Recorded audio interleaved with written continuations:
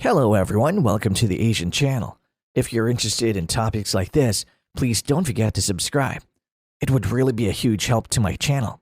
For today's discussion, let's talk about a nuclear Armageddon. Is the world really that close to a nuclear war? Well, if you ask Joe Biden, he certainly thinks so. Personally, for me, it's also a yes. Now let me explain. Yes, the risk of a nuclear is at the highest since the Cuban Missile Crisis, because after the collapse of the Soviet Union, there was almost no threat of a nuclear war.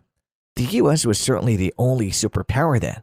China was still emerging as a global military and economic superpower, while Russia was struggling economically after the collapse of the Soviet Union, so a nuclear war with NATO was very unlikely.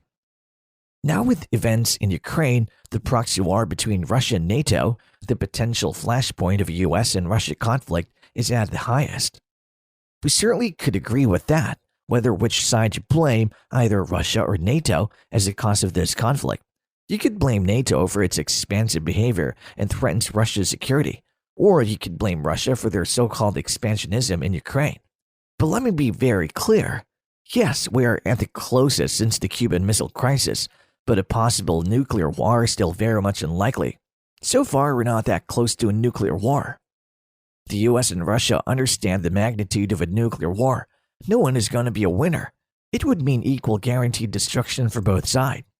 Certainly, no one would want to start a nuclear war. Both countries understand it's their very last option.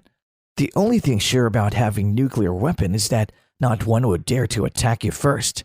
Having nuclear weapon would certainly make sure you're not the only one who's going to lose. That's also the reason why North Korea would never give up their nuclear program, and also the reason why the US never attacked them again.